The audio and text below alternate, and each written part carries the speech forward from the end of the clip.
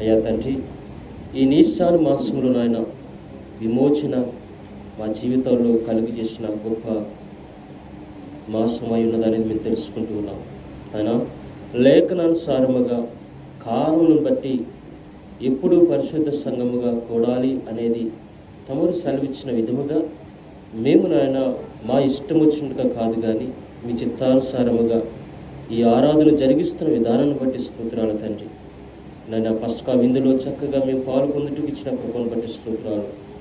ఈ పులిండెట్ల పండుగ మహాదినము ప్రారంభ సమయాల్లో మేము ఉంటుండగా మీ సన్నిధిని మాకు తోడుగా ఉంచి మమ్మల్ని అందరినీ కూడా బలపరచమని, నీ వాక్యము ద్వారా నన్ను మమ్మల్ని హెచ్చరించమని, మా ఆధ్యాత్మిక జీవితాలు బలపరచుకోవడానికి మాకు కావాల్సినటువంటి ఆత్మీయ ఆహారాన్ని మాకు అందించమని మీ సహాయం కోరుతూ, మా ప్రియులు, మా రక్షకులు, మా విమోచకులు, మాకై త్వరగా తిరిగి రాబోతున్న నజరేయుడు విమోచకుడు రాజాది రాజైన యేషువా మెస్సీయ వారి పరిశుద్ధమైన నామములో వేడుకొనుచున్నాము తండ్రి, ఆమేన్. బారుక్ కసేం హల్లెలూయా.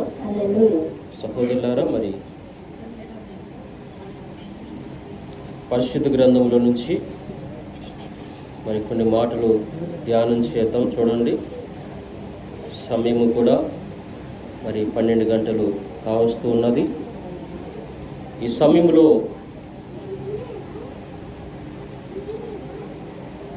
నిర్గమాకాండము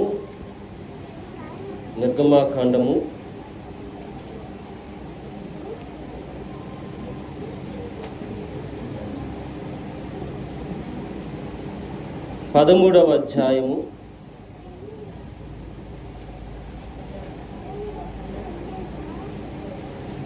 17వ వచనం 16వ వచనం చూడండి.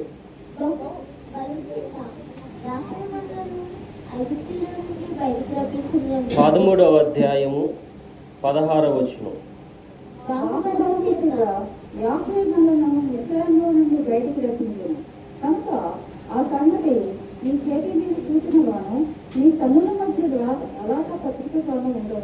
ఏం చేస్తున్నారు? నిర్గమాకాండము 12వ అధ్యాయము 16వ వచనం.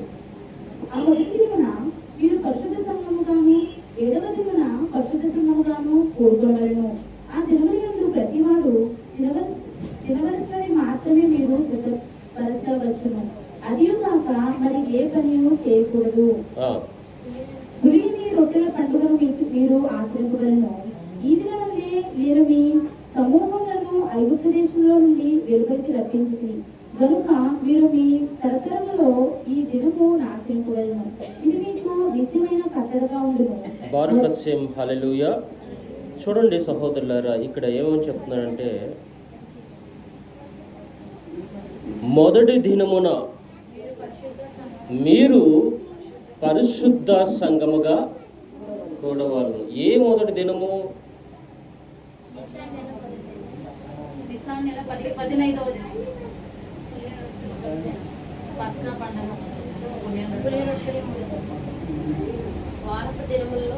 పులిన రొట్టెల మహాదినములో మొదటి దినం. పులిన రొట్టెల పండగలో మొదటి దినం నీసాను మొదటి దినం కాదు. ఏంటి? పులిన రొట్టెల యొక్క 7 దినములలో మొదటి దినం. ఎప్పుడు ప్రారంభించబడింది మొదటి దినం? ఎప్పుడు?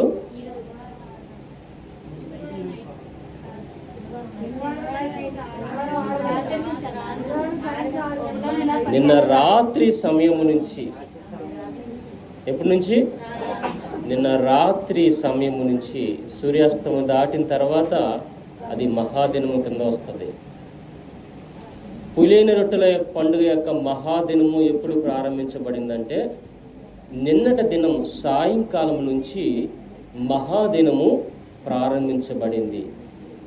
పులిన రొట్టెల పండుగ మొదటి దినమున ఏమి చేయమని చెప్తున్నాడు తండ్రి? పరిశుద్ధ సంఘముగా కూడాలి. ఇది తండ్రి చెప్తున్నటువంటి మాట. అయితే కూడుకున్న తర్వాత ఆ దినములయందు ప్రతివాడు తినవలసింది మాత్రమే తినాలి. ఏది పడితే అది తినకూడదని చెప్తున్నాడు ఇక్కడ. శరీరానికి ఏమైందండి, ఏదైనా సరే లోపలికి వెళ్ళేదే కదా అని అనుకోవచ్చు. ఏది పడితే అది తింటాడండి. చూడండి, ఏది పడితే అది తినేస్తే మనకే నష్టం. అందుకే నీ మేలు కోరి నా మేలు కోరి తండ్రి ఇక్కడ చెప్తున్నాడు, 7 దినములు కూడా నీవు దేనినైతే తినాలనుకుంటున్నావో దానిని మాత్రమే సిద్ధం చేసుకోవాలి. అది కూడా ఎలా ఉండాలి? పరిశుద్ధంగా ఉండాలి, పొంగనదై ఉండాలి. ఇది మర్చిపోకూడదు. ఏముండాలి? పొంగనదై ఉండాలి, పరిశుద్ధముగా ఉండాలి, అది పులియకుండా ఉండాలి. రాత్రి నేను చెప్పాను పదే రాత్రి భోజనము మీ ఇంట్లో ఉండకూడదని చెప్పాను. రాత్రి భోజనము మీ ఫ్రిడ్జ్ల్లో కానీ, మీ ఇంటిల్లో కానీ, మీ గృహాల్లో కానీ ఉన్నట్లయితే అది అపవిత్రమే. ఆ సిద్ధపరిచినటువంటిది ఆహారము, ఆ పస్కా విందు ఇక్కడే అది ఏమైపోవాలంటే అయిపోవాలి. ఒకవేళ మిగిలితే ఆ రాత్రి సమయంలోనే అది కంప్లీట్ చేసేయాలి. ఉదయం వరకు మీరు దాన్ని ఉంచుకోకూడదు అని చెప్పాడు. మరి ఎందుకు ఉంచుకున్నాం మనం? ఉంచుకున్నారా? పడేసారా? పడేసారా? నిజమేనా?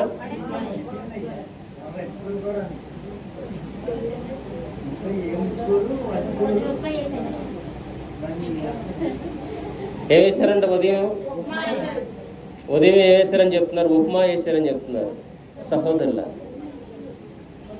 శరీరపరమైనటువంటి విషయాల్లో ఎంత నిష్టగా ఉంటున్నామో మన స్పిరిచువల్ లైఫ్లో కూడా, అనగా ఆత్మీయ విషయాల్లో కూడా, ఆధ్యాత్మిక విషయాల్లో కూడా, ఆత్మను పరిశుద్ధముగా ఉంచుకునే విషయంలో కూడా అంతే పరిశుద్ధత కలిగి ఉండాలి. హల్లెలూయా, హల్లెలూయా. కాబట్టి శరీరానుసారమైనటువంటి విషయాల్లో మనం చాలా పర్ఫెక్ట్గా ఉన్నప్పటికీ మంచిదే.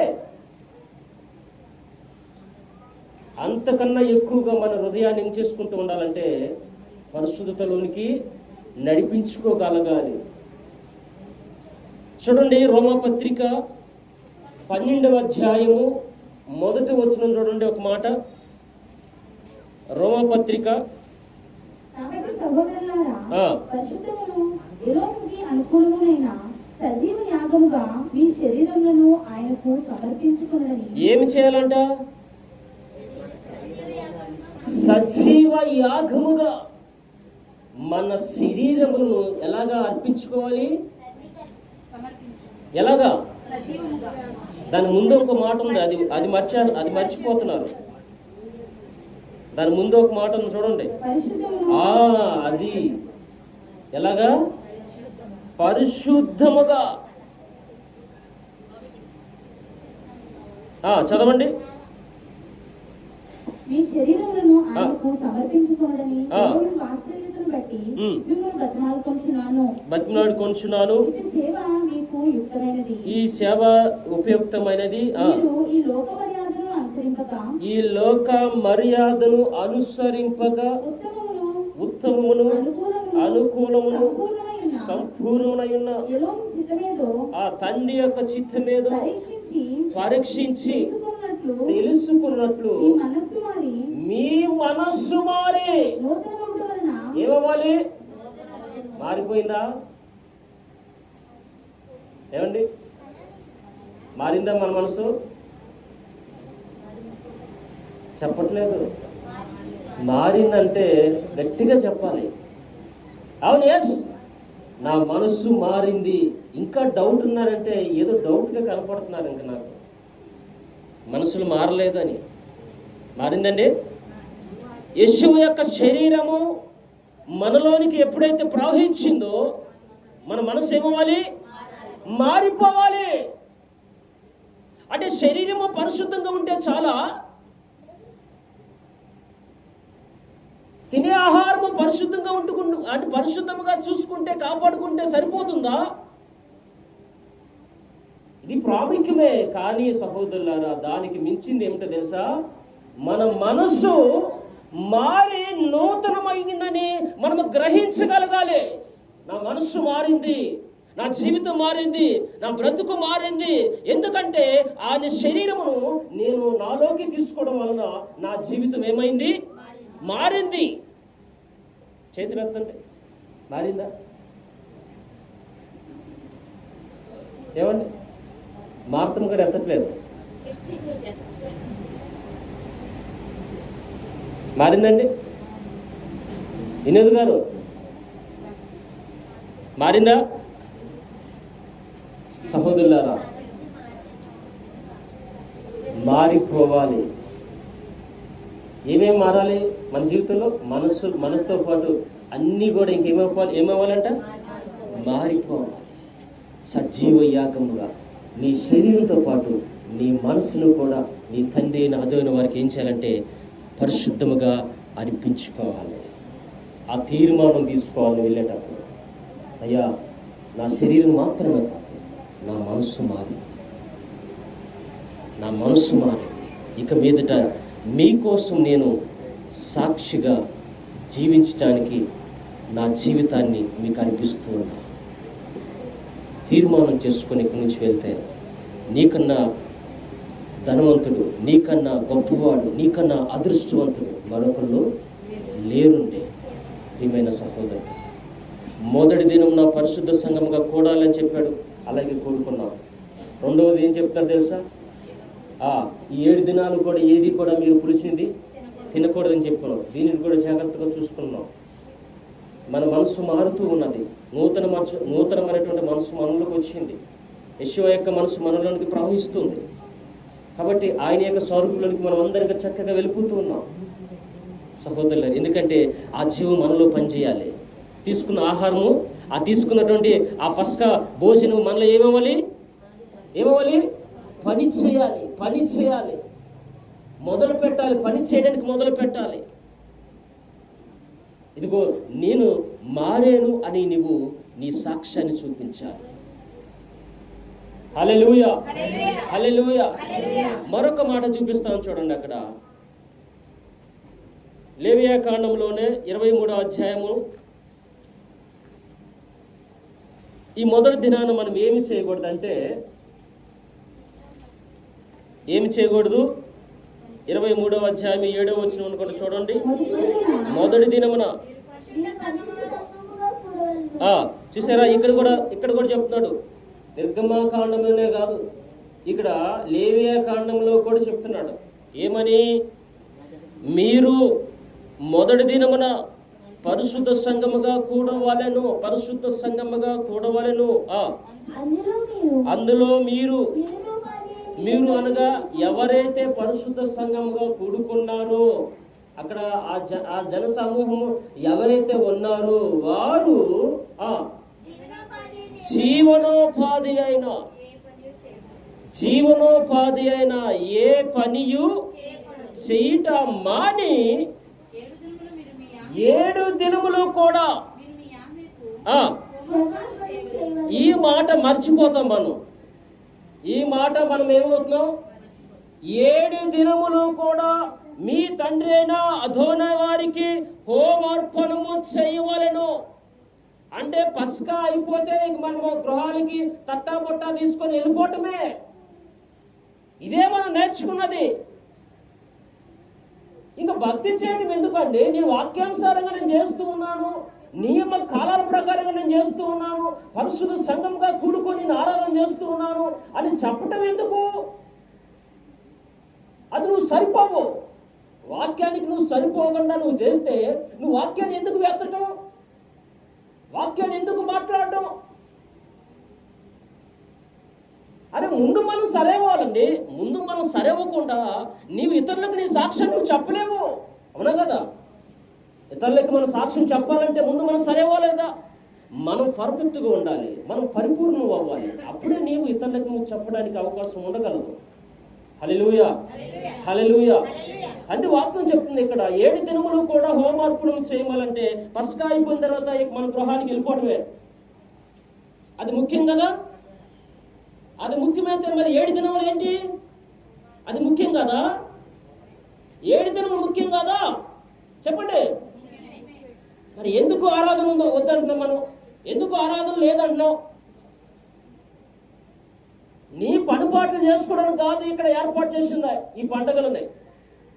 ప్రియా సహోదరుడా, వాక్యానుసారముగా నువ్వు చెయ్యాలి నువ్వు అని నిర్ణయించుకున్నప్పుడు, వాక్యము నీతో మాట్లాడుతుందని నువ్వు అనుకున్నప్పుడు, వాక్యము నీతో గట్టిగా వాదిస్తున్నప్పుడు, నిన్ను హెచ్చరిస్తున్నప్పుడు, నీవు నీ యొక్క జీవితాన్ని ఏమి చేయాలంటే సిద్ధపరచుకోవాలి వాక్యానుసారంగా.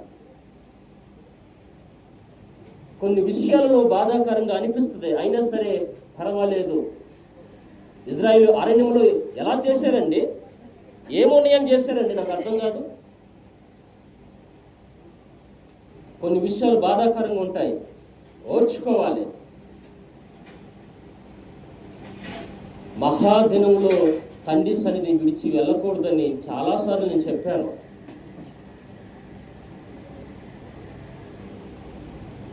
చాలాసార్లు చెప్పాను. మేము విశాఖపట్నంలో ఆరాధనకి వెళ్ళినప్పుడు, విశాఖపట్నం అంతకుముందు ఈ నియామకాలను జరిగించడానికి వెళ్ళినప్పుడు 7 దినాలు 10 దినాలు చిన్న చిన్న పిల్లలు, గర్భిణీవతులు, అప్పుడే పుట్టిన పిల్లల్ని తీసుకొని వచ్చి 7 దినాలు ఉండేవాళ్ళండి. 10 రోజులు పస్కాతో కలుపుకుంటే 8 రోజులు. శుక్రవారం సాయంత్రం వెళ్ళిపోయేవాళ్ళు, అంటే పస్కా సిద్ధపరిచి దినం రోజున వెళ్ళిపోయేవాళ్ళు. వాళ్ళ విశ్వాసం ఎంత గొప్పదో చూడాలి. నిన్నటి రాత్రి ఎక్కడి నుంచి వచ్చారో తెలుసా? ముంబై నుంచి వచ్చారు. ముంబై ఎక్కడండి? ఒక రాత్రి ఒక పగలు ప్రయాణం చేయాలి. దాదాపుగా 18 గంటలు 20 గంటలు ప్రయాణం చేసి పస్కా విందుకు వచ్చారు. ఎంత ఆశ్చర్యం అండి. వాక్యం చెప్పడం కాదు సహోదరులారా, వాక్యం మాట్లాడడం కాదు, దాన్ని క్రియారూపంలో చేయగలగాలి. అదే భక్తి జీవితం. 7 దినములు కూడా ఏం చేయాలి? తండ్రికి హోమార్పణము చేయవాలను. ఎందుకంటే సహోదరులారా, ఈ పండగలు ఎందుకు చేశాడంటే, ఎందుకు ఇచ్చాడంటే 360 దినాలు 360 దినాలు దాదాపుగా సంవత్సరం అంతా కూడా నీకు చక్కగా సమయాన్ని ఇచ్చాడు. కష్టపడు, పని చేసుకో, జీవనోపాధి చేసుకొని నువ్వు బ్రతుకు, సుఖంగా జీవించు అని చెప్పాడు. అయితే కొన్ని దినాల్లో పెట్టి, ఇదిగో ఈ యొక్క పండగ దినాల్లో నీవు నాతో కలిసి జీవించు. ఎందుకంటే ఇన్ని దినాలు నువ్వు లోకంలో చక్కగా జీవించావు కదా, బ్రతికావు కదా, నీకు కావాల్సిన అన్నీ కూడా సమకూర్చుకుంటున్నావు కదా. ఈ దినాల్లో నీవు నా ఎద్దుకు వస్తే నేను నిన్ను బలపరుస్తా, నీకు కావాల్సినవి నేను నీకు ఇస్తా ఉంటా అని తండ్రి మాట్లాడుతూ ఉన్నాడు. సహోదరుడు, ఈ పండుగలు ఎవరి కోసమో తెలుసా అండి? నీకోసమే. పండుగలు ఎవరి కోసం? నీకోసమే, మన కోసమే. ఎందుకంటే మీ మధ్యను ఆయన నివాసం చేయాలనుకుంటూ ఉన్నాడు. ఎంత గొప్ప మాట అంటే, చూడండి, ఒక మాట చూపిస్తాను. అక్కడ లేవియ కాండము, ద్వితీయోపదేశ కాండము కాదండి, నిర్గమాకాండం చూడండి ఒక మాట. నిర్గమాకాండం 25వ అధ్యాయము 8వ వచనం చూడండి. ఆయన ఎందుకు ఈ మాట చెప్తున్నాడంటే,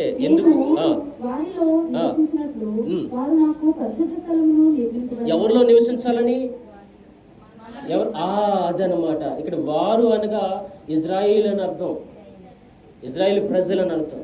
అంటే ఆయన పిల్లలతో ఆయన ఏం చేయాలనుకుంటున్నాడు? అది అంటే ఈ పండుగల ఏర్పాటు దేనికోసం? మనలో నివసించటానికి. ఈ పండుగలు దేనికోసం అండి? మనలో ఉండటానికి, ఆయన మనలో జీవించడానికి, మనతో పాటు ఉండి చక్కగా నా బిడ్డలు ఎలాగ ఆరాధన చేస్తున్నారు, ఎలాగ మహింపరుస్తున్నారు, ఎలాగ వారి జీవితాన్ని సరిదిద్దుకోగలుగుతున్నారు, అవన్నీ కూడా చక్కగా ఆయన చూస్తూ ఉంటారన్నమాట. హల్లెలూయా, హల్లెలూయా. చూస్తున్నా కదండి, మొదటి దినమున పులియని రొట్టెల పండుగ మొదటి దినమున ఏం చేయాలి? పరిశుద్ధ సంఘముగా కూడాలి. 7 దినాలు ఏం చేయాలి? ఏది కూడా తినకూడదు. పులియని రొట్టెల పండుగలో ఏది కూడా తినకూడదు. ఆ రోజు సిద్ధపరచుకున్నవన్నీ తినవాలని చెప్తున్నారు. రెండవది. మూడవది, జీవనోపాధి అని ఏ పని కూడా చేయకూడదని చెప్పారు. ఇది 3వ మాట. 4వ మాట, 7 దినాలు కూడా నీ తండ్రి అయిన అదోనై వారి సన్నిధానంలో హోమ అర్పణం చేయాలి. హోమ అర్పణం అంటే ఏంటి? అదే పరిశుద్ధుల యొక్క ప్రార్థన. నువ్వు చేసే ప్రార్థన ఆయన వింటాడు కాబట్టి అక్కడ ఉండి ఆ పరిశుద్ధుల యొక్క ప్రార్థనతో పాటు నీ ప్రార్థన కూడా ఏమవుతుందంట? ధూప వేదికగా ఆయనకి వెళ్ళిపోతుంది. ఏం కావాలని వస్తూ ఉన్నావు, ఎక్కడికి ఏం పొందుకోవాలని వస్తూ ఉన్నావు, ఏం సంపాదించాలని వస్తూ ఉన్నావు, అది నీకు అనుగ్రహించడానికి ఆయన నీ మధ్య ఉంటూ ఉన్నాడు. అడుగో, ఏం కావాలో అడుగో.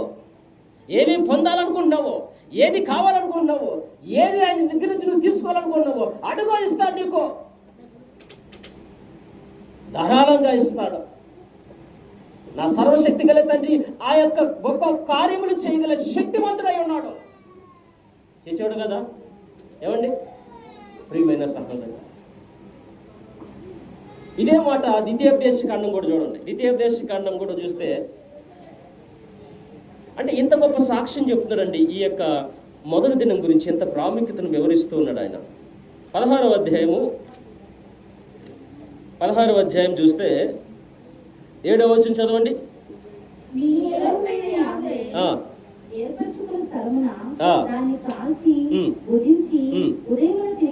ఏర్పరచు స్థలమున దానిని ఏం చేశారంట? ఏం చేయాలి? దాన్ని కాల్చుకుని భుజించి ఉదయమున తిరిగి మీ గుడారములకు వెళ్ళవలెను. 6 దినములు నీవు పొంగని రొట్టెలు తినవలెను. 7వ దినము నీ ఎలోహమని యాహ్వేకు వ్రత దినము. అంటే మొదటి రోజు ఏంటి? ఆ మొదటి రోజు కూడా జీవనోపాధి పని చేయకూడదు. మొదటి రోజు కూడా పరిశుద్ధ సంఘం కూడాలి. మరలా 7వ రోజు ఏం చేయాలంట? వ్రత దినము. ఆయనకు నీవు సమర్పించుకున్నటువంటి సమయము, ఆయనతో గడిపే సమయము. హల్లెలూయా, హల్లెలూయా. చూసారా, 2 దినాలు ప్రాముఖ్యమే కదా. నేను మొదటి రోజు వస్తాను, మరలా ఎప్పుడు వస్తాను? లాస్ట్ రోజు వస్తాను. మిగతా రోజులు నాకు ఎటువంటి సంబంధం లేదు. ఇది మన యొక్క తాత్పర్యం, ఇది మన సారాంశం, ఇది మనం నేర్చుకున్నటువంటి విధానం. ప్రియా సహోదరి, అవునా కాదు? మొదటి రోజే కాదు, లాస్ట్ రోజే కాదు, మిగతా 6 రోజులు కూడా ఏంటి? హోమార్పణములు చేసేటువంటి దినాలు. ప్రియా సహోదరి, చూడండి యోహాను సువార్త చూడండి ఒక మాట. యోహాను సువార్త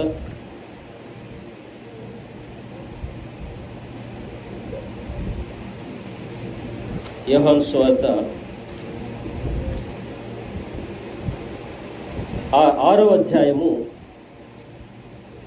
యోహాను సువార్త 6వ అధ్యాయము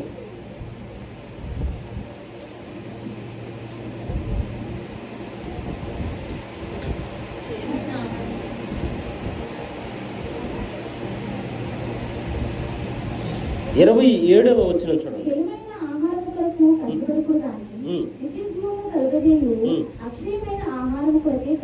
దేన్ని వెతకాలి ఈ లోకంలో మనం? ఈ యొక్క పండుగలు ఎందుకు తెలుసా అండి? క్షయమయ్యే ఆహారం కాదు, క్షయమైపోయే ఆహారము కాదు, అక్షయమైన ఆహారం నీకు ఇస్తాడండి. 7 దినాలు కూడా అంటే నిత్య జీవానికి దగ్గరగా రావటానికి, నిత్య జీవం పొందటానికి, నిత్య జీవంలో ప్రవేశించడానికి నీకు కావాల్సిన ఆహారాన్ని ఆయన అందిస్తూ ఉంటాడు 6 దినాలు కూడా.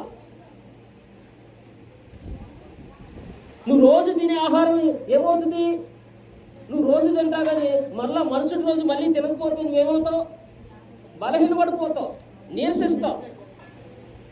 మళ్ళా బలమైన ఆహారం తినడానికి ప్రయత్నం చేస్తూ ఉంటాం. కాబట్టి ఈ లోకంలో సహోదరులారా క్షయమైపోయిన ఆహారం ఉంది, అక్షయమైన ఆహారం కనపడుతుంది అనమాట. ఇప్పుడు మనం దేనికోసం మనం ప్రయాసపడుతున్నాం? ఏమి పొందాలని ప్రయాసపడుతున్నావు? ఎందుకు ఈ కాలంలో ఇక్కడ ఎందుకు కూడుకుంటూ ఉన్నావు? ఎందుకు ఆరాధన చేస్తున్నాము అంటే మన యొక్క ముందు ఏం కనపడుతుందంటే క్షయమైన ఆహారం కాదు కనపడుతుంది. ఏం కనపడుతుంది? అదనమాట. దాన్ని చూసి ఇక్కడికి రావాలి. నాకేమిస్తాడు ఆయన? అక్షయమైన ఆహారం ఇస్తాడు. కాబట్టి అందుకోసమే సరే నేను ఇక్కడ ఏర్పాటు చేయబడిన స్థలానికి వచ్చి 7 దినాలు కూడా హోమార్పణము చేస్తే నేను నిత్య జీవానికి దగ్గరగా నన్ను నడిపిస్తాడు నా తండ్రి నా దూన వారని అనుకోవాలి. హల్లెలూయా, హల్లెలూయా, హల్లెలూయా. లోకము మొత్తం కూడా క్షయమైన ఆహారం కోసము కష్టపడుతుంది సహోదరుడా. 2 విధాల ఆహారాలు ఉన్నాయి. క్షయమైపోయే ఆహారం, అక్షయమైన ఆహారం. ఏది కావాలి మనకి? మనందరికీ ఏది కావాలండి?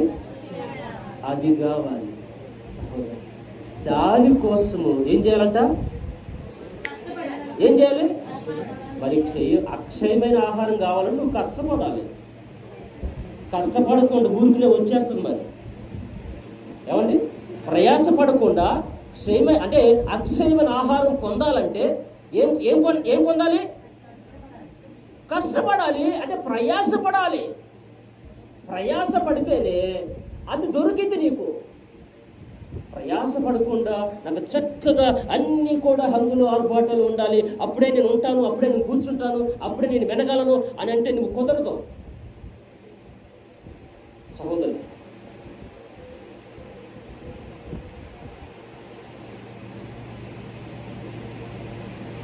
ఆ యొక్క ప్రాంతంలో కింద చాపలేసుకుని పడుకునేవాళ్ళండి. బయట ఏ ఫ్యాన్ ఉండేది కాదు, ఏముండేది కాదు. దోమలు కొడుతున్నా కానీ దుప్పరం ముసుకేసుకుని పడుకునేవాళ్ళు. అనుభవించాం మేము కూడా అయ్యి సహోదరులు. ఎందుకంటే ఈ మాటలు తండ్రి చెప్తున్నటువంటి మాటలు అంటే నేను చెప్పాలి, అది నా బాధ్యత. నేను వినకపోయినా నేను చెప్పే బాధ్యత నాకు ఉంది. కాబట్టి నేను దాని గురించి వివరించాను. కాబట్టి నేను చెప్తున్నాను. నేను ఏమనుకున్నా నాకు పర్వాలేదు. క్షయమైన ఆహారం కోసం కష్టపడద్దు. దేనికోసం కష్టపడుతున్నాం మనం? అది ఆ ఇంటెన్స్ ఉండాలి మనకి, ఆ తలంపు ఉండాలి సహోదరు. మీ అందరిని ఎందుకు రమ్మంటానంటే నువ్వు దీనికోసమే. అయ్యా, ఈ లోకంలో నువ్వు ఎంత కష్టపడినా అది నశించిపోతుంది. నీవు నశించబడిపోతావు.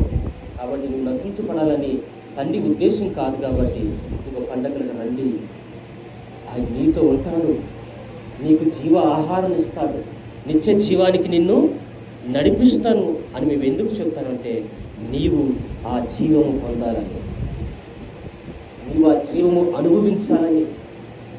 మీరు నశించిపోతుంటే మాకు ఆనందము కాదండి, బాధ కలుగుతుంది తప్ప మీకోసం మిమ్మల్ని ఎలాగైనా సరే తండ్రి ఎందుకు నడిపించాలని ఆతురత మాకు ఉంటుంది. ప్రియమైన సహోదరుడు, యెషోవా చెప్తున్నాడు ఈ మాటలను కూడా తన శిష్యులను ఉద్దేశించి మాట్లాడుతున్నారు. ఇదిగో శిష్యులారా, మీరు క్షయమైన ఆహారం కోసం కష్టపడద్దు, అక్షయమైన కోసం కష్టపడండి అని చెప్పి చూడండి, మనుష్య కుమారుడు దాన్ని మీకు ఇచ్చును. చూసారా ఎవరిస్తున్నారంట? అది ఎవరిస్తున్నారంట? యెషోవా ఇస్తున్నాడు. చూడండి, మనుష్య కుమారుడు దాన్ని మీకు ఇస్తాడు, అక్షయమైన ఆహారాన్ని ఇస్తాడు మీకు. అది ఇవ్వటానికి అధికారం ఎవరిచ్చారు ఆయనకి?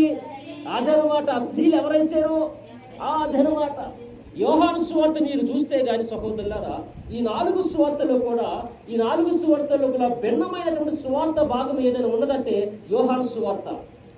యోహాను గారు చాలా జ్ఞానయుక్తంగా ఆయనని చక్కగా బయలుపరిచినట్టుగా మనకి ఈ యొక్క యోహాను సువార్తలో కనపడుతూ ఉంటుంది. అసలు ఆయన ఎవరు, ఏ విధంగా ఉన్నాడు, ఎలా ఉన్నాడు, ఎలా కనపడుతున్నాడు, ఎలాగ రివీల్ అవుతున్నాడు అనేది ఈ సువార్త భాగంలో కనపడుతుంది. మీరు చక్కగా చదువుకొని ఇంటికి వెళ్ళిన తర్వాత 4 సువార్తలో కన్నా కూడా యోహాను సువార్త చాలా డిఫరెంట్గా కనపడుతుంది. హల్లెలూయా, హల్లెలూయా. చక్కగా వివరించాడండి, చక్కగా వివరించాడు. తండ్రి మహిమను, కుమారుడి యొక్క మహిమను రెండింటిని కూడా చక్కగా ఆ బ్యాలెన్స్ చేస్తూ ఆయన మాట్లాడాడు. హల్లెలూయా. హల్లెలూయా. ఎందుకు ఇప్పుడు మన ప్రయాస చెప్పాలి? పొందుకున్నావా? ఏమండి? అనుభవించాలి. అది నీకు ఇవ్వటానికే ఈ మధ్య ఆయన నివసిస్తూ ఉన్నాడు. హల్లెలూయా, హల్లెలూయా. అలాంటి జీవితం మనకి ఇవ్వడానికి సహోదరులు తండ్రి అయిన అనేవారు మన మధ్యకి దిగి వస్తూ ఉన్నారు. చూడండి, ఇప్పుడు పులియన రొట్టె తినాలి అని చెప్తున్నాం. ఏం తినాలి? పులియన రొట్టె తినాలి. మనం ఏం తినాలి? ఇప్పుడు ఆ కాలంలో వారు పులియన రొట్టెలు ఏవైతే ఉన్నాయో అవి చక్కగా కాల్చుకొని తినేవారుగా కనపడుతున్నారు. చూడండి, ఒక మాట చూపిస్తా. ఆదికాండము 18వ అధ్యాయము 6వ వచనం చూడండి. ఈ మాటలో ఈ పులియన రొట్టె గురించి మనం చూస్తే ఎక్కడి నుంచి కనపడుతుందంటే చూడండి, ఆదికాండము 18వ అధ్యాయము 6వ వచనం.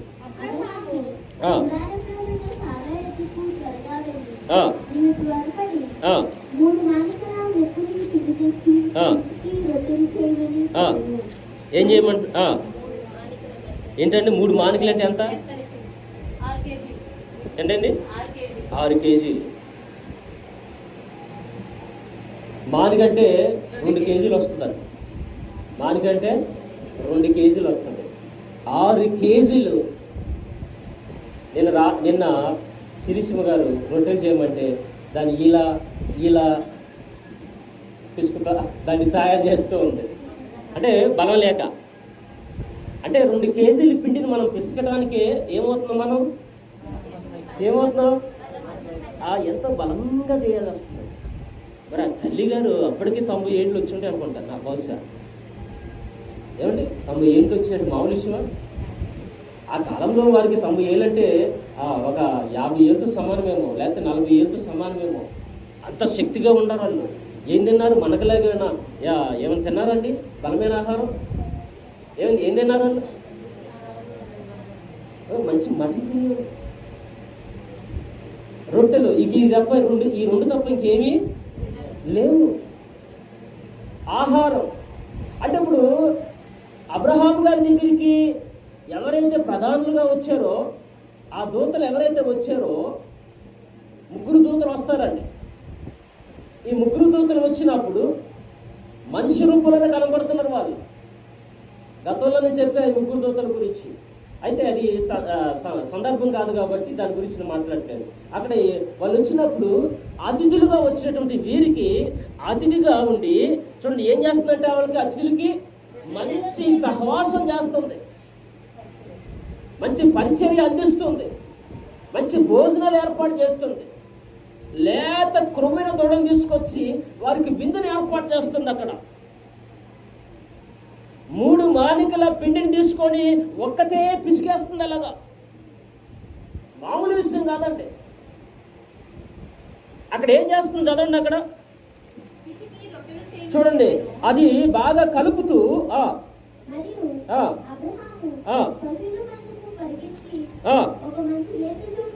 చూసారా, ఒక యవనస్తుల్లాగా పరిగెత్తున్నాడు, పరుగు వెళ్ళిపోతున్నాడు.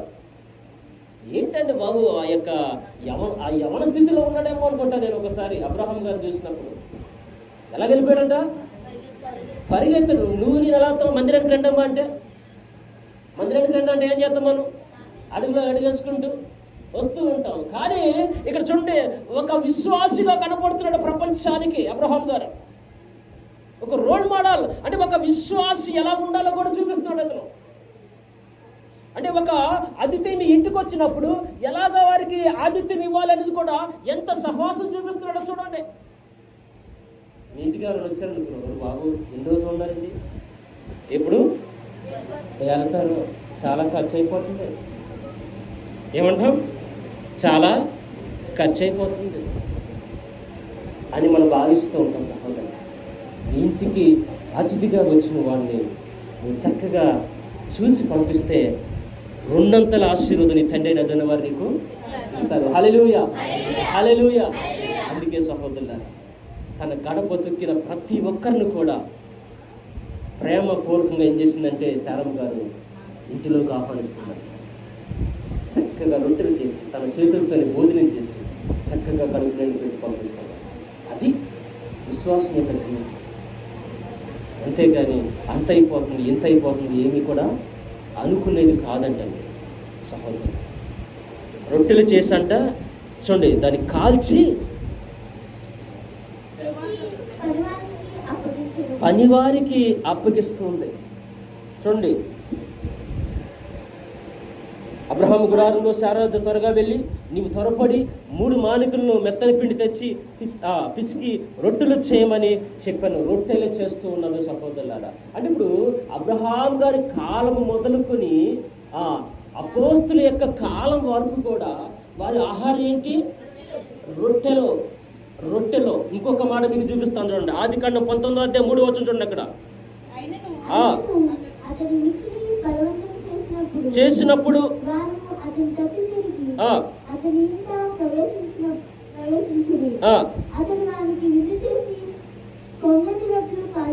ఏం చేస్తారంటే ఏం తినేవాళ్ళంటే వీళ్ళు పొంగని రొట్టెలు మాత్రమే తినేవాళ్ళు. సొదొమ గుమారాలు పట్టణంలో నాశనం అయిపోద్దని ఆ వార్తను మోసుకొని వస్తున్నారు లోతు దగ్గరికి. 2 దూతలు సహోదరులారా, ఇద్దరు దూతలు కూడా సొదొమ గుమారాల పట్టణం నాశనం చేయడానికి వచ్చినప్పుడు సొదొమ గుమారాల పట్టణంలో ఉన్నటువంటి లోతు కుటుంబాన్ని రక్షించడానికి వచ్చినప్పుడు వారికి చక్కని ఆతిథ్యం ఇస్తూ ఉన్నాడు లోతు గారు. అయ్యలారా నా ఇంటికి రండి. సహోదరు, ఏ రోజైనా దైవజనం పిలిచి భోజనం పెట్టావా?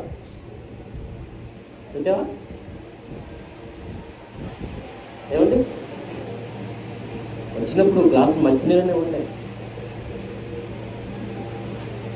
మేము అప్పుడప్పుడు వస్తూ ఉంటాం మన సహోదరుల గృహాలు. వాళ్ళు చక్కని ఆతిథ్యం ఇస్తారు. ఎందుకు? వాళ్ళకి తెలుసు కాబట్టి. వాళ్ళు కొద్ది గొప్ప వాళ్ళు ఆ యొక్క వాక్యాన్ని రుచి చూశారు కాబట్టి, వాళ్ళు ఆ ఆతిథ్యం చేయాలని ఆలోచన ఉన్నది కాబట్టి అది చేయగలరు. అది లేకపోతే చేస్తారా? చేయలేదు. లోతుని రక్షించడానికి వచ్చిన ఆ దూతలకి ఏం చేస్తానంట? లోపలికి పిలిచి ఆతిథ్యం ఇస్తున్నాడు. అయ్యా ఇదిగో ఈ రొట్టెలు తిన్నాడు. ఏమి ఇస్తున్నారు? రొట్టెల్ని. ఏ రొట్టెలు అంటాడు? పొంగని రొట్టెలను ఇస్తూ ఉన్నారు. పొంగని రొట్టెలు. అక్కడ అబ్రహాం గారి దగ్గరికి వచ్చినప్పుడు రొట్టెలను కాల్చి చక్కగా భోజనం చేస్తున్నారు. అలాగే ఇక్కడ కూడా రొట్టెను కాల్చి భోజనం చేస్తున్నారు. ఇంకొక సందర్భం చెప్తాను చూడండి. ఇర్మియా గ్రంథం చూడండి. ఇర్మియా గ్రంథం 37వ అధ్యాయం 21వ వచనం చూడండి. ఇర్మియా గ్రంథం 37వ అధ్యాయం 21వ వచనం. అంటే రొట్టెను ఆ కాలంలో దేనిని పోల్చారని చెప్తున్నారని చూడండి.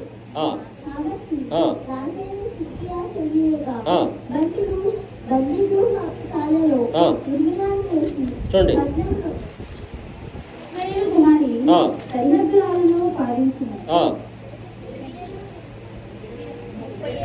37వ అధ్యాయము 21వ వచనం. కాబట్టి రాజైన సిద్కియా సెలవీయగా బంటులు బందీగృహశాలలో ఇర్మియాను వేసి పట్టణంలో రొట్టెలనంత వరకు రొట్టెలు కాల్చువారి వీధుల్లో నుండి అనుదినము ఒక రొట్టె అతనికి చుట్టూ వచ్చింది.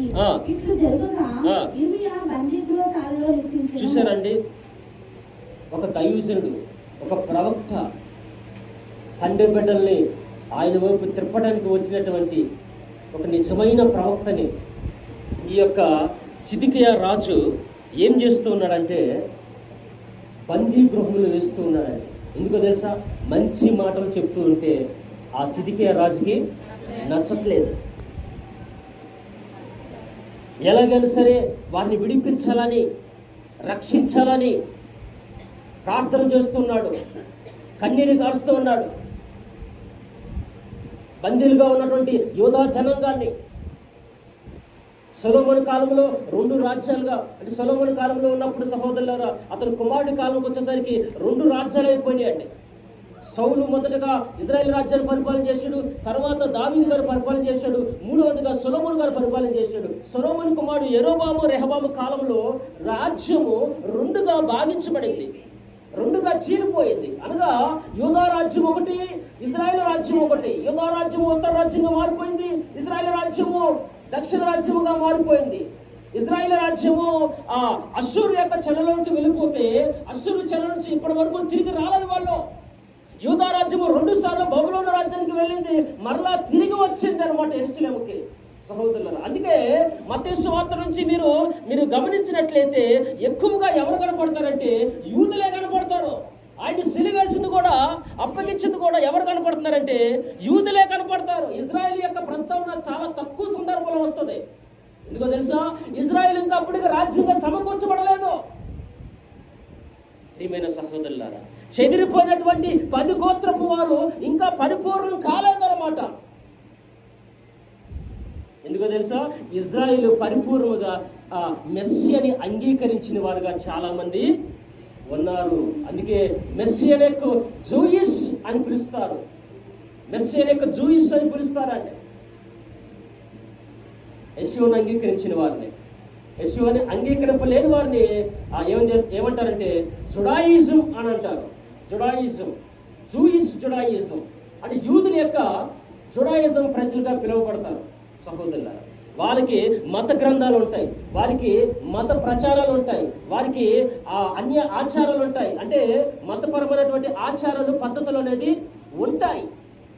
ప్రియమైన సహోదరులారా, యూదులు బందీలుగా ఉన్నారు బబులోను చెరలో.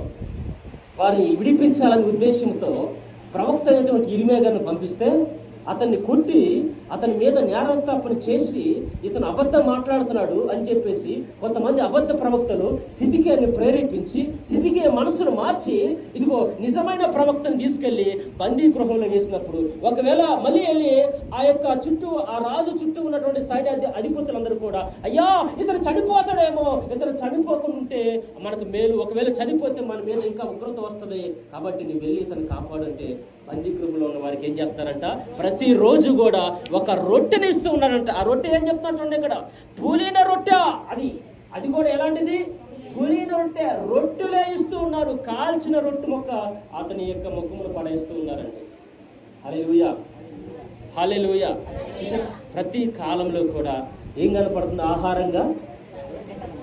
చూడండి, ఇప్పుడు క్రొత్త నిబంధనలో చూడండి, మత్తయి సువార్త 11వ అధ్యాయం 14వ అధ్యాయం చూడండి. మత్తయి సువార్త 14వ అధ్యాయం 17వ వచనం. వారు మన యొద్ద 5 రొట్టెలను 2 చేపలను తప్ప ఏమీ లేదని ఆయనతో చెప్పింది. అందుకు ఆయన వాటిని నా యొద్దకు తెమ్మని చెప్పి పచ్చిక మీద కూర్చున్నాడని జనులకు ఆజ్ఞాపించి ఆ 5 రొట్టెలను 2 చేపలను పట్టుకొని ఆకాశం వైపు కనులెత్తి ఆశీర్వదించి ఆ రెట్టెలు విరిచి శిష్యులకు ఇచ్చెను. అంటే మెస్సియా కాలంలో అంటే దాసుడి కాలంలో అనగా అబ్రహాము గారి కాలం నుంచి మలాకి కాలము, ఆ ప్రవక్త కాలం వరకు కూడా అది దాసుల యుగానికి సంబంధించింది. ఆ కాలంలో కూడా వారు తినే ఆహారాన్ని దేనితో పోల్చారు? ఆ రొట్టెతో పోల్చారు. వాళ్ళు తినే ఆహారం ఏమై ఉన్నది? రొట్టెలై ఉన్నాయి. కొన్ని సందర్భంలో పులిన రొట్టె అనేది కనపడుతుంది, కొన్ని సందర్భాల్లో కాల్చిన రొట్టె అనేది కనపడుతుంది. తర్వాత మెస్సియా కాలం వచ్చింది, మెస్సియా యుగం వచ్చింది. 4000 సంవత్సరాల క్రితం తర్వాత మెస్సియా కాలం వస్తుంది. మెస్సియా పుడుతున్నాడు, ఆయన చనిపోవడానికి వస్తూ ఉన్నాడు ఈ లోకానికి. ఇదంతా కూడా మనకు కనపడుతుంది. ఆయన భూమి మీద సువార్త చేస్తున్న సందర్భంలో ఈ మాటలు సెలవిస్తున్నాడు. ఏమని? ఇదిగో మనకి మరి ఇక్కడ 5 రోజులు ఆయన మీటింగ్ పెట్టాడు. 5 రోజులు చక్కగా ఆయన చెప్పిన మాటలు విన్నారు, చక్కగా భుజించారు. ఆయన మాటలు భుజించారు వాళ్ళు.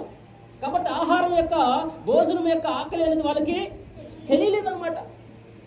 అప్పుడు మెస్సియా ఇదిగో మరి 5 రోజులు చక్కగా ఓపికతో విన్నారు కదా, మరి వీరికి బలమైన ఆహారం పెట్టి వారిని పంపించేద్దాం, శారీరకపరమైన ఆహారం అని చెప్పేసి మన దగ్గర ఏమీ లేదు అని చెప్పినప్పుడు ఒక చిన్న పిల్లవాడి దగ్గర ఏం కనపడ్డాయి అంటే 5 రొట్టెలు 2 చేపలు కనపడ్డాయి.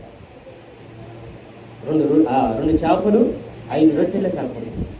అవి చక్కగా ఆయన ఆశీర్వదించి ఏం చేశాడంటే అనేక మందికి పంచిపెడుతున్నాడు. సహోదరు, అనేక మందికి పంచిపెడుతున్నాడు. ఇది యేషువా ఒక సందర్భంలో చెప్తున్నటువంటి ఒక చిన్న ఉపమా. మరొక మాటలో చెప్తాడు చూడండి. మరొక మాట ఏం చెప్తాడంటే అక్కడ 16వ అధ్యాయము, మత్తయి సువార్త 16వ అధ్యాయము చూడండి, అక్కడ 5 నుంచి చదవండి. ఆయన శిష్యులు వచ్చి రొట్టెలు తెచ్చుటకు అలసిరి. అప్పుడు ఆత్మ చూసుకుని పరిసయ్యులు సద్దుకయ్యులు అని వారు పులిసిన పిండిని కూర్చి జాగ్రత్త పడని వారితో చెప్పారు. ఏం చెప్పాడు ఇక్కడ? అరే, పులిసిన పిండిని గురించి జాగ్రత్త పడమంటున్నాడు ఏంటి ఈయన? ఈ మాట ఇతను ఎందుకు చెప్తున్నాడు? మనం రొట్టెలు తీసుకురాలేదు కదా, అందుకే ఈ మాట చెప్తున్నాడు ఈయన అని అనుకుంటున్నారు. ఈయన సువార్తకి వెళ్ళారు, సువార్తకి వెళ్ళిన తర్వాత అక్కడ సువార్త చేసిన తర్వాత మరి మీరు తినడానికి ఏముండాలి? ఆహారం ఉండాలి కదండి. మరి ఆహారం లేదనమాట. ఆహారం లేకుండా వెళ్ళారు వాళ్ళు. అప్పుడు అంటున్నారు, శిష్యులతో అన్నాడు అనమాట, మీరే చూసుకోండి, ఇక మీరే చూసుకోండి, అది ఏం చేస్తారు నాకు తెలియదు, మీరే చూసుకున్నారు. తర్వాత ఆయన అంటున్నాడు, ఏమని అంటున్నాడు, ఈ మాట పరిసయ్యులు సద్దూకయ్యులు అని వారి పులిసిన పిండి గురించి జాగ్రత్త పడుడని వారితో చెప్పారు. అరే, రొట్టెలు తీసుకురాకపోతే ఈయన పరిసయ్యులు సద్దూకయ్యుల పిండి గురించి చెప్తున్నాడేంటి?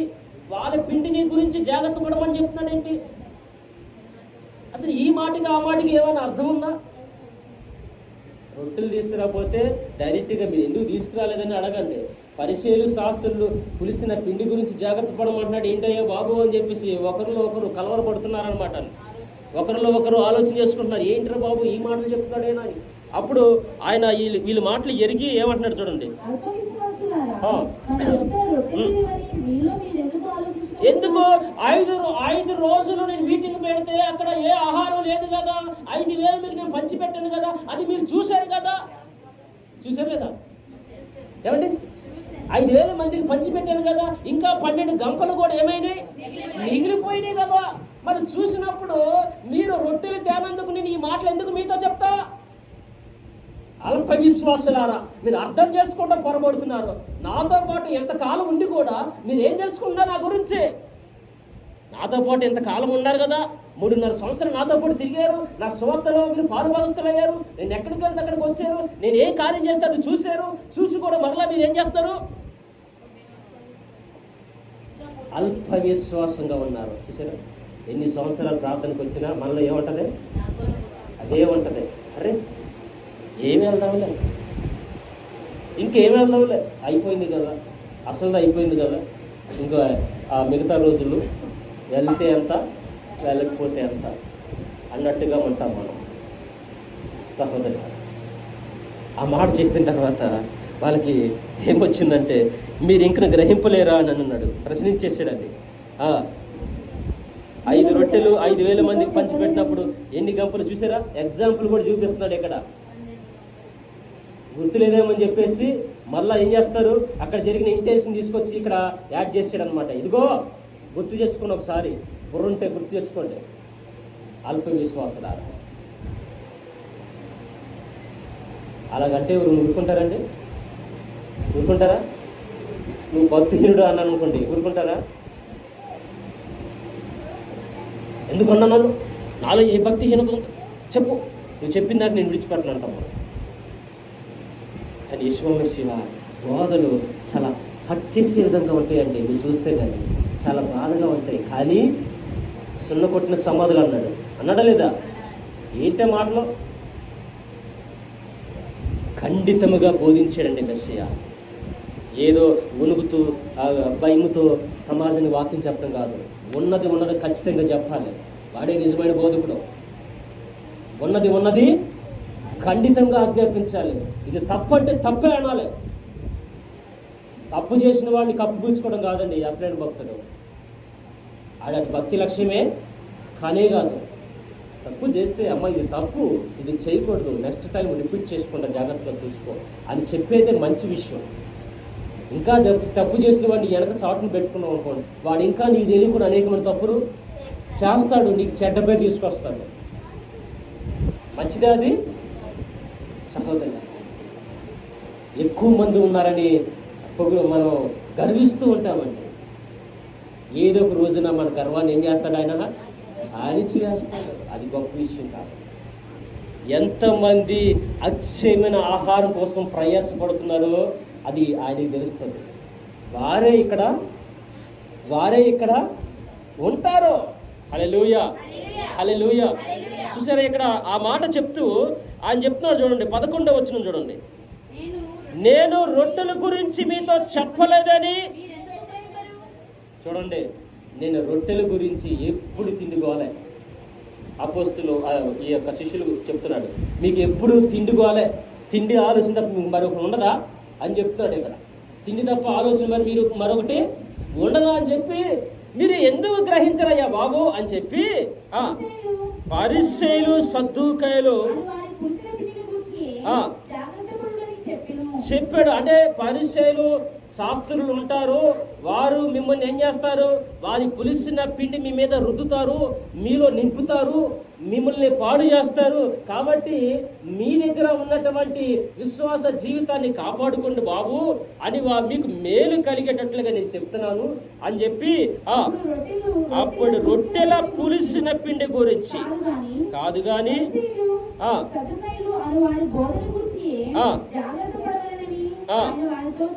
అంటే ఇప్పుడు ఏంది ఆ పులిసిన పిండి అనేది ఏం చెప్పేస్తున్నాడు?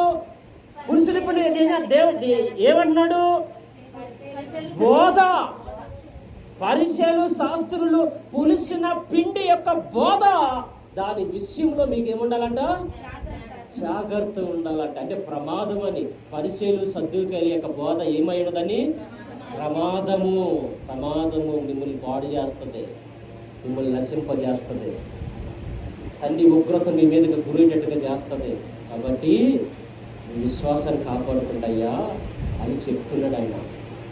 అంటే ఆ పిండి, అంటే ఆ రొట్టె, ఆ బోధని ఎలా, పులిసిన రొట్టె బోధ ఎవరిది? పులిసిన రొట్టె బోధ ఎవరిది? పరిసయ్యులు సద్దూకయ్యులు. చూసారా ఇక్కడ దేంతో పోల్చాడు? ఇప్పుడు బోధని పులిసిన రొట్టెతో పోలుస్తూ ఉన్నాడు. ఇప్పుడు ఇది కూడా రొట్టె అయిపోద్దేగా? ఇది కూడా రొట్టెనా? ఇది కూడా ద్రాక్షరసం, అంటే ఇది కూడా విశ్వ శరీరమేనా? ఏమని చెప్పండి? కాదు, అర్థం చేసుకోవాలి. ఇప్పుడు చూడండి అపోస్తల కార్యములు, ఇప్పుడు వీరు చేస్తుంది ఇక్కడ ఏంటి అనేది నాకు చెప్పాలి మీరు. అపోస్తల కార్యము 2వ అధ్యాయము, అపోస్తల కార్యము 2వ అధ్యాయము చూడండి, అక్కడ 42వ వచనం చూస్తే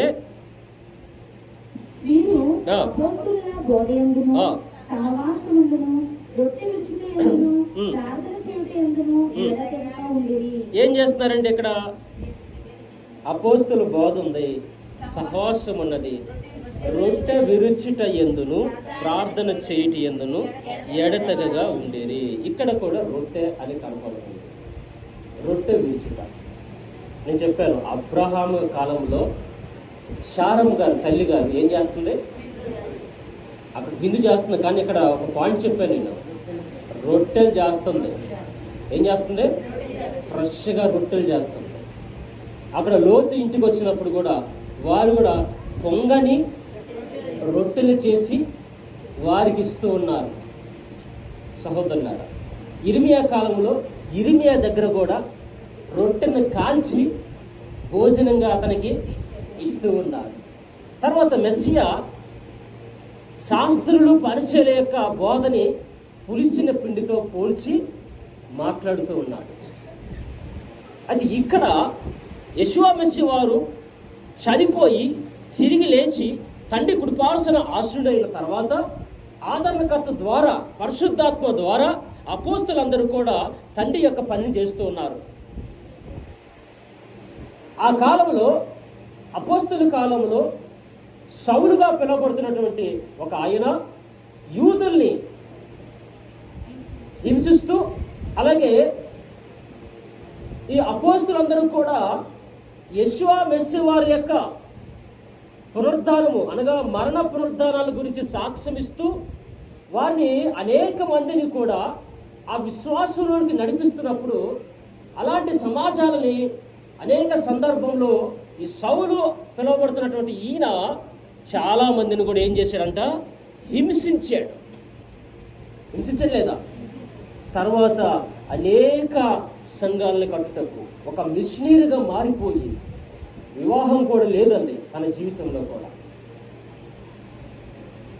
తండ్రి కోసం ఒక మిషనరీగా మారిపోయి తండ్రి సువార్తను ప్రకటించే విషయంలో ఒక బలమైన సాధనంగా వాడబడుతూ ఆ సమయంలో చెప్తున్నాడు అనమాట. అపోస్తులు, దీనికి మరొక పేరు ఏముందంటే పరిశుద్ధాత్మ కార్యములు అనే పేరు రాయబడింది అపోస్తల కార్యానికి.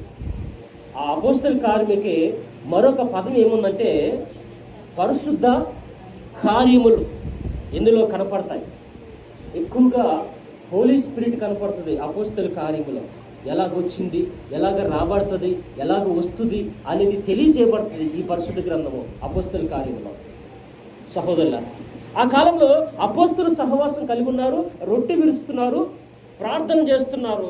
మరి అపోస్తుల సహవాసం కలిగి ఉన్నప్పుడు అపోస్తులు ఏం చేస్తున్నారనేది నువ్వు చూడాలా లేదా?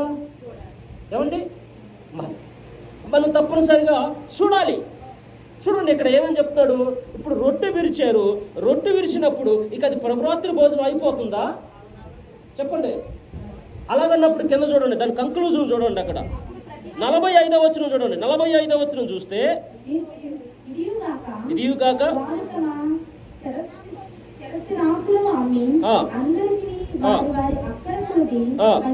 పంచిపెట్టి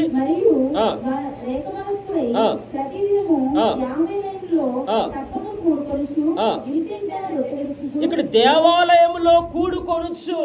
రొట్టె ఎక్కడ ఇరవాలి? దేవాలయంలో కూడుకుంటున్నారు. రొట్టె ఎక్కడ ఇస్తున్నారు? ఇంటింట ఇస్తున్నారు. అదేంటి ఈ మాట అర్థం చెప్పండి నాకు. దేవాలయంలో కూడుకుంటున్నారు. దేవాలయం ఇప్పుడు ద్వితీయోపదేశకాండము 16 చదివేది ఎక్కడ? ఏర్పాటు చేయబడిన స్థలంలోనే దాన్ని కాల్చి భుజించాలి అని చెప్పాడు తండ్రి. అది ఏర్పాటు చేయబడిన స్థలము. ఇక్కడ కూడా వారికి ఒక ఏర్పాటు చేయబడిన స్థలం ఉంది, అనగా దేవాలయము.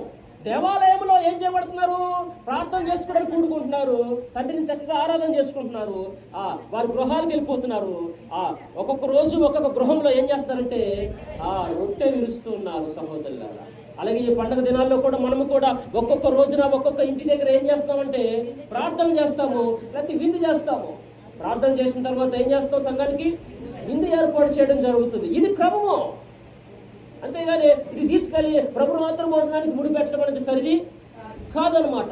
ప్రియమైన సహోదరులు, ప్రభురాత్రి భోజనంతో పాటు ఏముంటుంది? మరలా ఏముంటుంది? ఆయన యొక్క రక్తము కూడా ఉంటుంది. అర్థం చేసుకోవాలి లేఖనాన్ని. ఇంటింట రొట్టె విరుచుచు తండ్రిని స్తుతిస్తూ ప్రజలందరి వలన దయ పొందిన వారై ఉన్నారు సహోదరులారా, ప్రియా సహోదరులు.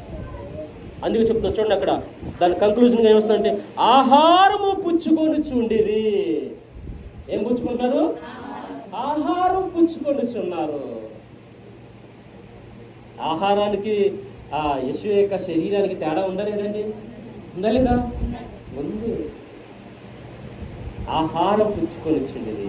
ఇప్పుడు ఇర్మియా తీసుకున్నది ఏంటి? ఇర్మియా తీసుకున్న రొట్టె ఏంటి? ఆహారమేనండి, చెప్పండి. ఆహారమే కదా అదే. ఇప్పుడు మన అబ్రహాం గారి దగ్గరికి వచ్చిన దూతలు తీసుకుంది ఏంటి? ఆహారం. సొదొమ కుమారుల దగ్గరికి, అనగా లోతు కుటుంబం దగ్గరికి వచ్చినటువంటి దూతలకి వాళ్ళు తిన్నది ఏంటి? ఆహారం. ఇలా చెప్పుకుంటూ పోతే చాలా రిఫరెన్స్లు ఉన్నాయి, సహోదరులారా. ఏ కాలంలో ఏమి అందిస్తున్నాడో పరమ తండ్రి వారు చూపిస్తున్నారు. అలా పురుషుల బోధ గురించి ఏం చెప్పాడు ఆయన? పులిసిన రొట్టెతో పోల్చాడు. పరిశీలన సత్యం లేక బోధన దేంతో పోల్చాడు? పులిసిన రొట్టెతో పోలుస్తాడు సహోదరులారా. అలాగే ఇప్పుడు చూడండి, యోహాను సువార్తలో చూడండి. యోహాను సువార్తలో ఆయన శరీరం గురించి ఆయన ఏం మాట్లాడుతున్నాడు చూడండి. యోహాను సువార్త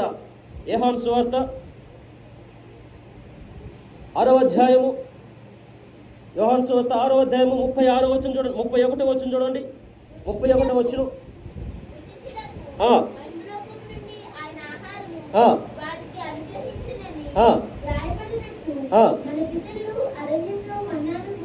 మన పితరులు అరణ్యంలో ఏం చేశారంట? మన్నాను భుజించారు.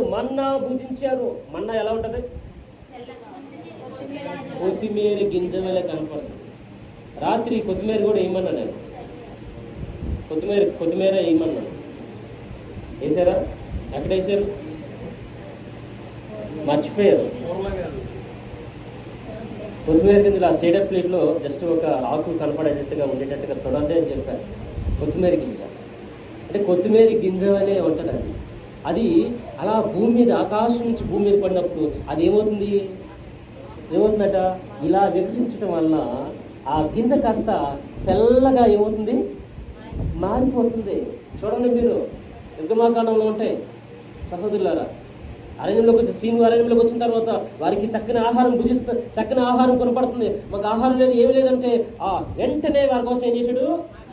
ఆహారాన్ని కురిపించేసాడు, బలమైన ఆహారం కురిపించేసాడు. చక్కగా కొన్నాళ్ళ పాటు చక్కగా తినేసాడు అనమాట. తినేసి హాయిగా ఉన్నారు. మళ్ళా కొంతకాలం అయిపోయిన తర్వాత ఏమన్నారు? మాంసం కావాలన్నారు. ఏం కావాలి? ఒక మటన్ కావాలి. 4 రుచి ఇది దారి తప్పింది.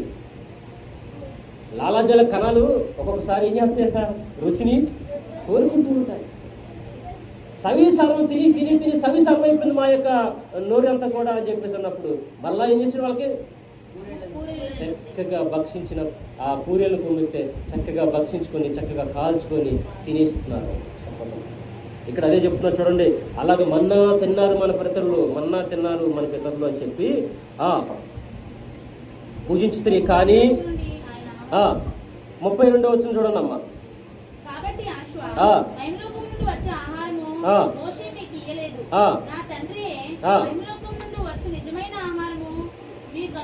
మీకు అనుగ్రహించున్నాడు.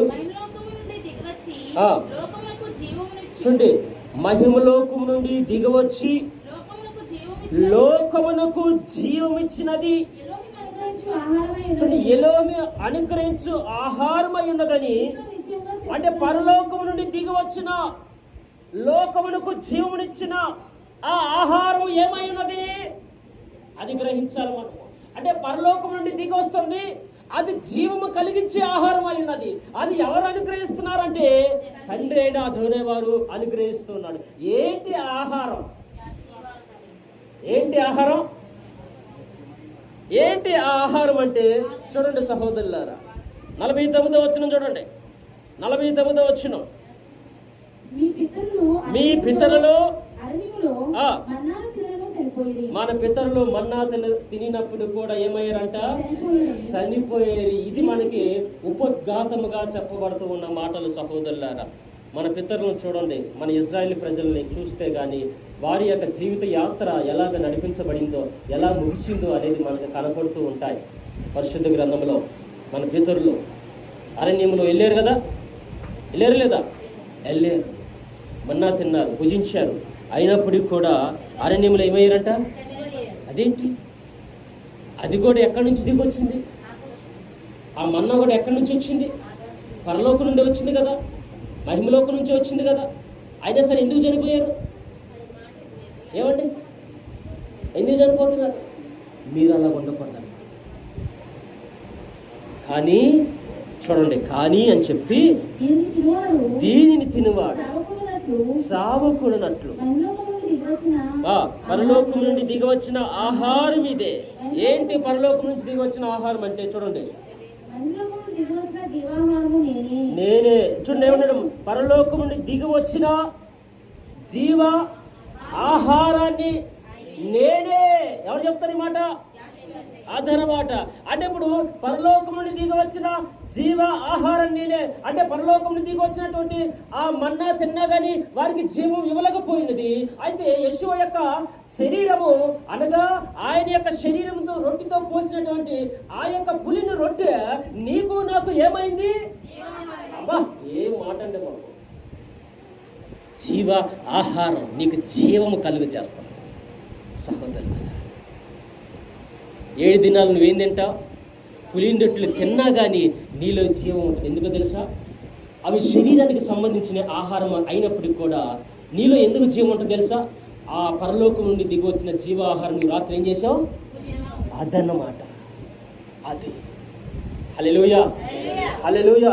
చూసారా, నేను జీవ ఆహారమును లోకమునకు జీవము కొరకై నా శరీరము అని చెప్తున్నాడు. ఏంటి ఇప్పుడు జీవాహారం అంటే? ఆయన శరీరమై అయ్యున్నది. హల్లెలూయా, హల్లెలూయా. కాబట్టి దీనికోసము, ఈ జీవ ఆహారం కోసం అనేక దినాల నుంచి మనం సిద్ధపడి ఉన్నాం సహోదరులు. ఇప్పుడే కాదండి, ఇప్పుడే కాదు. ఈ జీవ ఆహారం తినినవాడు అంచె దినమున చూడండి, అక్కడ 40వ వచనం చూడండి. 40వ వచనం ఏం పొందుకుంటాడంటే చూడండి, ఏమి పొందుకుంటాడని చూడండి.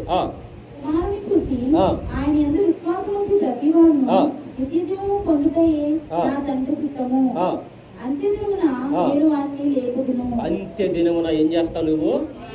అది వాగ్దానం. జీవాహారం తింటే ఏం చేయబడతావు? అంత్య దినాన లేపబడతావు, పునరుద్ధానముగా లేపబడతావు సహోదరుల. దీని విషయమై ప్రకటన గ్రంథం 14వ అధ్యాయంలో పునరుద్ధానాలు అనేవి 2 ఉన్నాయని చెప్పాడు. ఎన్ని ఉన్నాయి పునరుద్ధానాలు? 2 ఉన్నాయి. ఇప్పుడు ఏ పునరుద్ధానాలు ఉండాలో అనేది నువ్వు గ్రహించుకోవాలి. దీని గురించి నేను తర్వాత మాట్లాడతాను. ఈ పండుగ దినాల్లో, ఈ పండుగ సమయాల్లో పునరుద్ధానం గురించి నేను మరలా మాట్లాడతాను. ఎందుకంటే సోమవారం సాయంకాలం నుంచి మనకి ప్రథమ ఫలముగా తిరిగి లేకునేటువంటి యేషువ యొక్క ప్రథమ పునరుద్ధానం గురించి మనం మాట్లాడుకుంటాం.